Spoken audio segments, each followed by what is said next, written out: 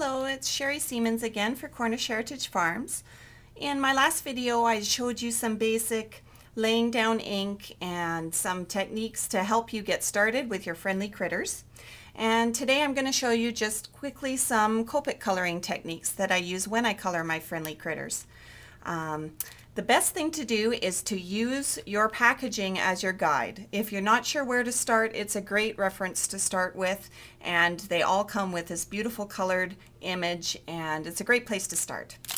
So today what I'm going to do is I'm going to color this little hedgehog, and I'll give you some pointers as I go along, but let's get coloring. The way I like to start is I like to lay down my lightest color first. In this case I'm going to use E50.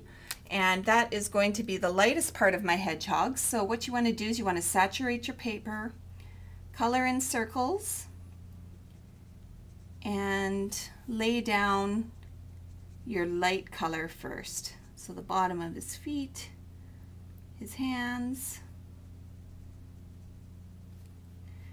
his belly,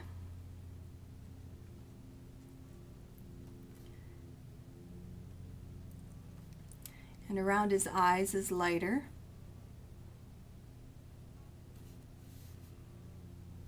Okay. Now the next thing I want to do is I want to color the rest of him in my lightest tone. And now my tone that I chose was E35 for this. And what you want to do is you just want to color the rest of him in.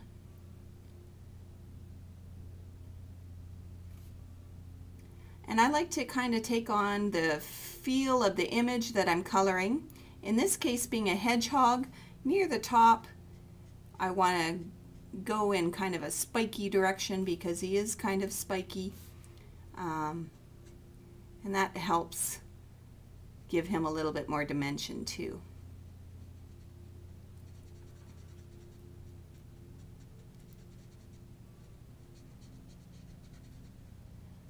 The great thing about these Tom Allen stamps from Cornish is they are so well detailed. If you've ever stamped with their Thomas Kincaid line, these are very similar in the way of their detail. A lot of the shading is already incorporated in the stamp, and it's a great guide for when you want to do your own shading, or if you want to do a little extra shading. You just follow the stamp and it really leads you to the tendencies of dark and light areas. Okay, now once you've laid down that base color, go back to your light and touch it to the tip of this other marker that you were just using, and oops, sorry about that, blend in the little lines that are transitioning between the two colors. It's just nice not to have a really super stark contrast, so keep it darker near the edges and lighter towards the center. So you just kind of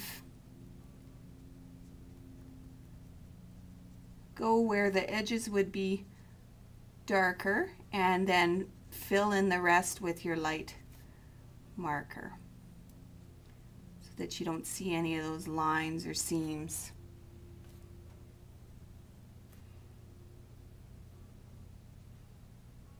And if you just use just the straight marker over an area that you've already colored, you'll just achieve kind of a half a shade darker than what you started with. Okay, oh, and I missed his hands. You gotta blend in where his hands meet his fur there.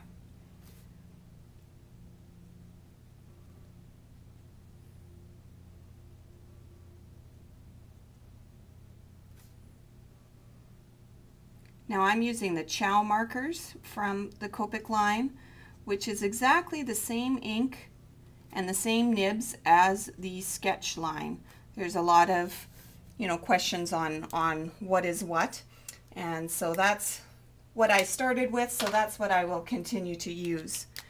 Now for shading on the hedgehog himself, I take a little bit darker shade, the E37, and I have my E35, and I touch my E35 to my 37, and just in the areas where where the stamp tends to be darker, meaning there's more ink laid down, or where you think there would be darker shadows, is where you just kind of give an extra bout of color. And definitely near the bottom where his body meets the ground, those are definitely darker areas.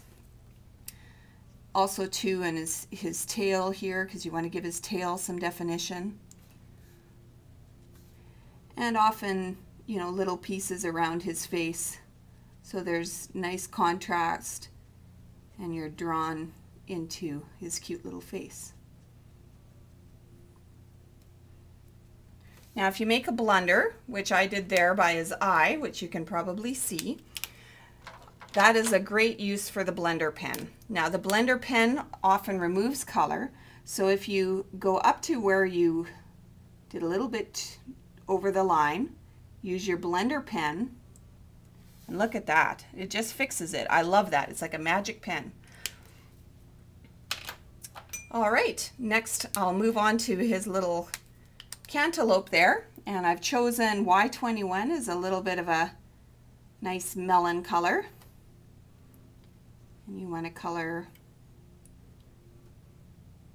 all the way around.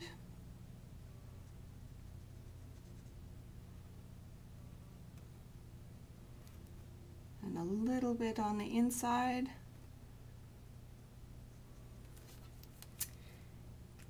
And then you want to color the fleshy color of the cantaloupe, which I've chosen YR16 as kind of a bright cantaloupe color. And there's some seeds mixed in there, so leave some spaces to color those seeds.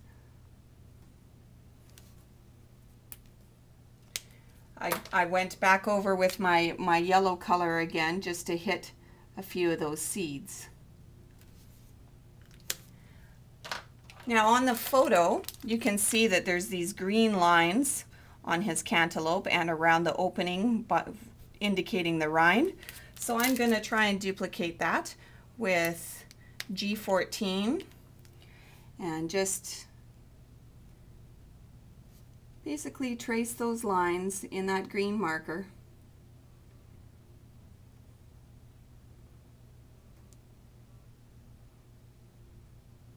And around the opening.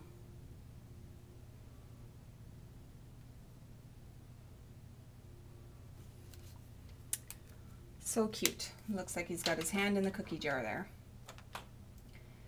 Now, he needs a little bit of pinky coloring. So definitely,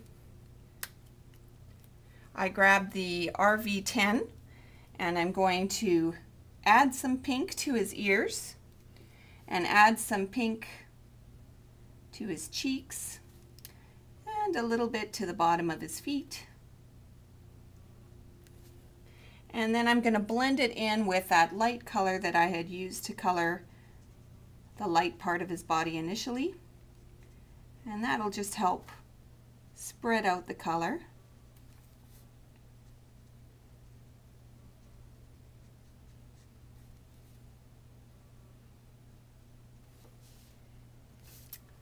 All right, and one last little touch for him is to color the little spot of his eyes.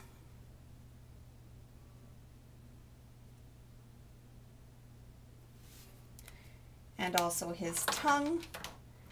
This is R29, nice bright red. And there you have it. That's the hedgehog. And doesn't he look cute? So there's some ideas with the Copic markers, and I can get into a little bit more of that in some future videos. So thanks for watching. Bye.